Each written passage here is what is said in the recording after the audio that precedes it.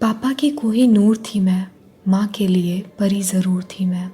हाँ, समाज के लिए सिर्फ एक लड़की थी मैं, एक 16 साल की लड़की। लेकिन एक हादसे ने पूरी ज़िंदगी बदल दी मेरी। ना अब ईमान बचा और ना मैं। बहुत अंधेरा था उस रात, जैसे चांद को पहले से ही मालूम था होने वाली दुर्घटना के बारे में। ना रोशनी थी ना चांदनी।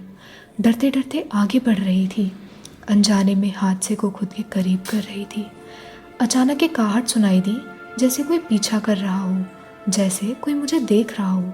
पीछे मुड़कर देखती कि मेरे हाथों को पकड़कर मुझे खींच लिया, जिन हाथों को चूम कर माँ अक्सर कहती थी कि तू बहुत छोटी है अभी, उन हाथों को मोड़कर अपने करीब कर लिया। भागने की कोशिश की तो उन जालिमों ने मेरे बालों से मुझे घसीट लिया। डर गई मैं, सहम गई मैं। समाज का ये घिनौना रूप पहली बार देख रही थी मैं। जब रोया करती थी तो पापा कहते थे ये मोती है, इन्हें यूं झड़ने मत दो, आगे बढ़ो, खुद को यूं बिखरने मत दो। पर उस रात चाह कर भी आंसुओं को नहीं रोक पाई। अंधेरे में दर्द से चीख रही थी मैं। ऐसा लग रहा था जैसे मौत के करीब जा रही थी मैं। सुनसान सड़क पर मेरे कपड़े फाड़ दिए, मेरे शरीर को महज खिलौना समझ लिया।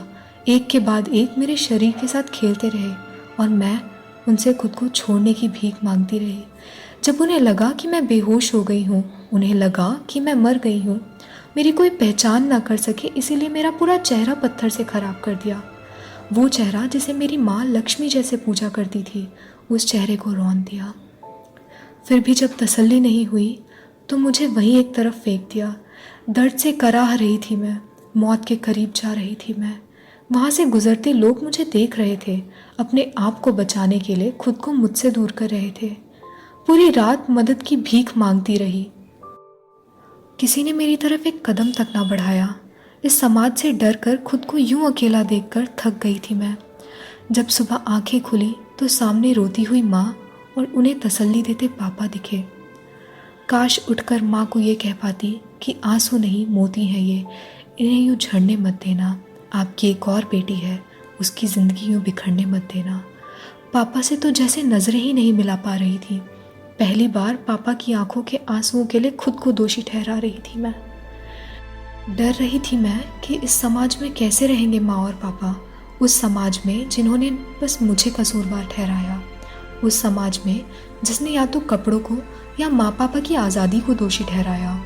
जब कभी खुद को खूबसूरत दिखाने के लिए चेहरे पर कुछ लगाया करती तो माँ अक्सर कह दिया करती थी कि तुम ऐसे ही खूबसूरत हो, तुम्हें इन सब की कोई ज़रूरत नहीं। आज वही माँ मेरा चेहरा देखकर डर रही थी। हमेशा से पापा कहते थे कि तुम गौरव हो मेरा, आज वही पापा शर्मिंदा है मुझे लेकर।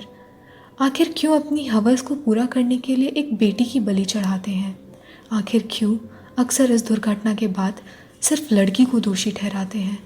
आखिरी सांस लेते हुए भी मन में बस यही ख्याल था कि जाने से पहले एक बार पापा को गले से लगाकर अपना दर्द बयां कर दूं, एक बार माँ को गले से लगाकर बिलख बिलख कर रो लूं। खुद को मजबूत कहने वाली बेटी आज टूट कर बिखर गई थी। पापा के सर का ताज कहलाने वाली बेटी आज राख बनकर रह गई थी। पर अब इस समाज से लड़ते लड़ते थक गई थी, इस ज़िंदगी से हार गई मैं। आखिरी सांस भी टूट गई और नहीं रही मैं। बस एक गुजारिश है, मेरे जाने के बाद कहीं ये सब भूल ना जाना। अब अपनी बेटियों को नहीं, अपने बेटों को सिखाना, एक लड़की खिलौना नहीं, ये बात समझाना। अब कपड़ों पर नहीं, उन जालिमों पर सवाल उठाना। ये अंत नहीं, शुरुआत है। ना जाने कितनी लड़कियां यूं ही सड़कों पर खून से नहाएंगी, ना जाने कितनी बेटियों की सरेआम यूं ही इज्जत उतारी जाएगी। अगर सामर्थ हो तो रोक लो, ये कलयुग है, एक बार फिर सोच लो, एक बार फिर सोच लो।